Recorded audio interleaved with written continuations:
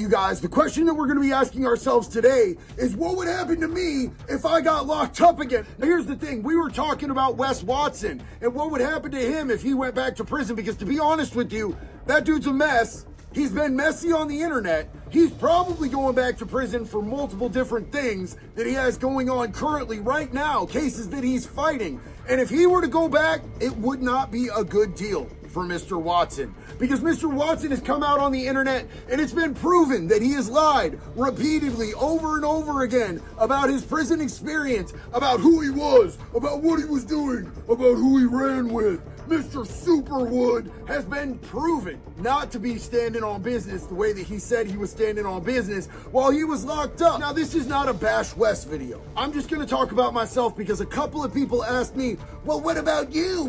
What would happen to you if you got locked up again? I would do some time, homie. I would work out. I would read some books. I would hang out on the yard. I would see some of my old homies that be locked up, man. What are you talking about? I haven't come out on the internet and lied, bro. I haven't made a spectacle out of myself. I haven't made anybody look stupid with the stuff that I've said on the internet, because I've kept it 100. I've been 10 toes down, kept it a buck every step of the way. Now, there are certain podcasts where I feel like the name is a little bit disrespectful and it's like engagement bait. Y'all got clickbaited on some podcasts, man, and I'm gonna call a couple people out here, not out of disrespect to them, because they're brilliant businessmen and they're good at what they do on the internet and they happen to be friends of mine. But if you go back and watch the actual podcast and then look at the title, you'll be like, yeah, they okie doked me. They got me watching this. I don't even, shot caller, essentially. I hate that term. It doesn't really apply to the organization that I was a part of,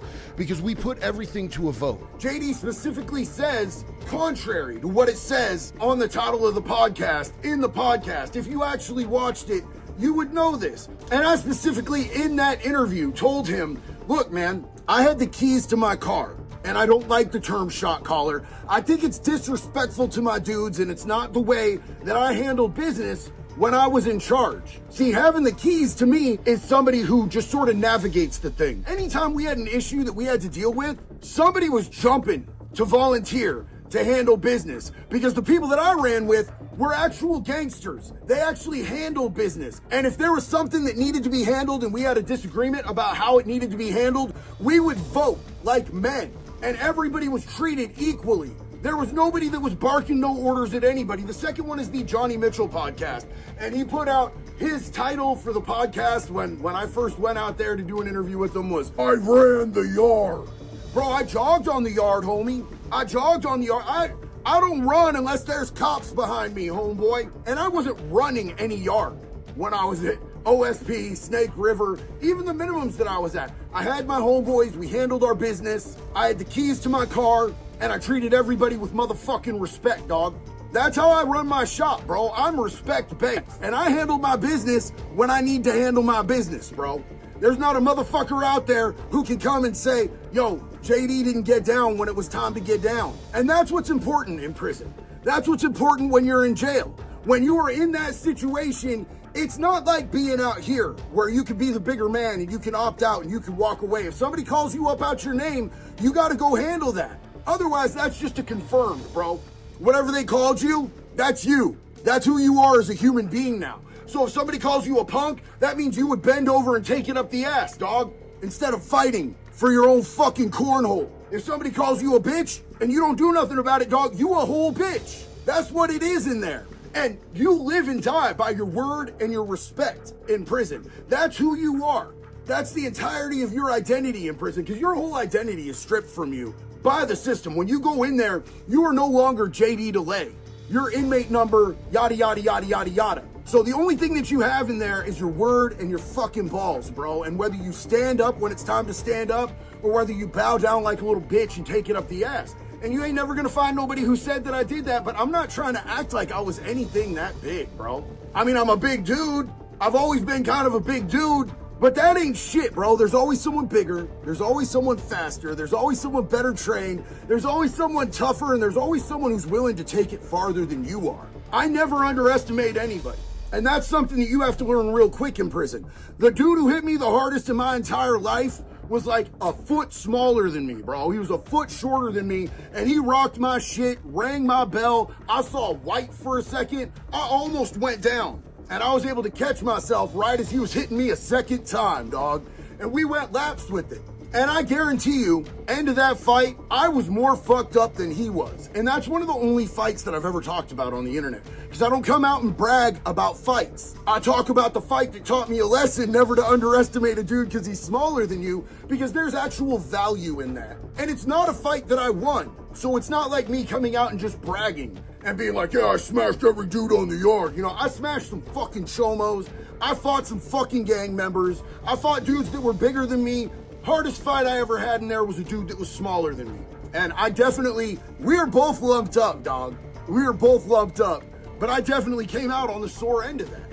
I don't like bragging about fighting, dog. I don't like it. I'm not gonna say that I'm anti-violence, but I just don't see any point in sucking my own dick on the internet about fights that I've been in. That's not me, bro. That's Wes. Wes loves to do that. And that's part of why, as soon as he goes to prison, they're gonna test his ass hard. Because he talked this huge hoop-de-hoop, loop-de-loop game. He talked about being a huge shot caller. He talked about all the different times he got down, bro. I come on the internet and I talk about real shit. I come on the internet and I talk about ways to avoid going to prison, because going to prison sucks, bro. It doesn't make you a man. It doesn't make you tough. It doesn't make you a gangster. It means you were out in your community doing scumbag, low-level, low-life shit, and that you were so sloppy at it that you got caught. That's where I was. That's what I was doing. I own that, and I take accountability for that. I was stacking up retard points and felonies until they had to take me off the streets and put me in some place where I had to shit and shower with other men. That shit ain't cool, bro. There's nothing tight about living your life like that. And that's the shit that I be talking about out here. And I never started out like going, yo, I'm gonna use my prison experience to become a creator. I accidentally, on house arrest one night, was making a TikTok because I was getting tattooed in my house on house arrest by a dude who just got out of prison, and we were jamming to Limp Bizkit, and we were shotgunning Monster Energy drinks, and I'm like, holy fuck, this is the most Florida moment of all time. I'm gonna document this. And the next day I had 150,000 followers, 0.5 million views, Fred Durst had commented on it. And so I made some more videos, and people started asking me, because I'm so heavily tattooed, have you been to prison? It's not something I was stoked to talk about, my G. I was not proud of going to prison. I'm also not ashamed. It took a lot of mistakes for me to become the man that I am today, and I'm not ashamed of the man I am today, and I take accountability for those mistakes, so I'm not ashamed of the fact that I went to prison, but it's not something I would out here be bragging about on the internet. It's not something I ever intended to build a platform on, but people had questions, and it's my personal opinion that if you're on the internet or if you're interacting with people and they ask you questions, it's like when you roll up to a new prison and they ask you for your paperwork. You gotta be real, bro.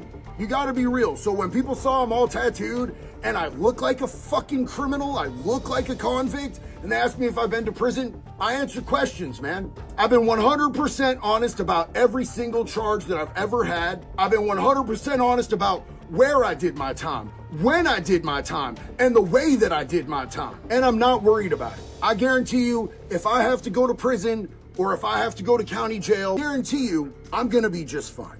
I have no qualms about that. I hate it. It sucks. It's disgusting. And I value and treasure my freedom today. That's why I've built my whole entire life around recovery and helping other people find recovery. Because I don't want nobody to have to be in there. I don't want Wes to have to go to prison, dog. I just want Wes to tighten the fuck up. Because you know what? He used to talk about real shit.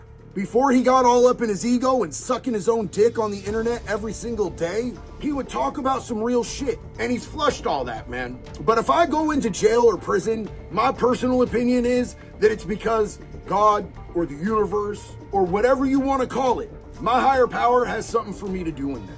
There's somebody for me to help in there. There's a change and a difference that I need to make in there. Not to mention the fact that it's the consequences of my own actions, bro. I bought the ticket. I'm gonna ride the ride, and I'm gonna do it with a positive attitude. But I'm going in there thinking that there's something that I need to do. There's somebody that I need to help. because that's literally what my life is based on these days, is helping other people. So that's what I'm looking for when I go in. And I'm not worried about no trouble, dog. I'm gonna be just fine. Trust me, I just look like this, dog, on the internet. I'm actually kind of big. You know what I'm saying? I'm not the dude who's 5'8", pretending to be 6 foot. I'm the dude who doesn't care about the camera angles. I'm the dude who's not trying to flex in every picture. I'm the dude who just is who he is. And I'm gonna go in there and I'm gonna be all cool, bro. It's not gonna be a single issue. So I love this community. You guys have supported so much, and I appreciate everything that you do, every minute that you spend listening to me. All right, y'all, till the next one love, baby. Be good or be good, Eddie.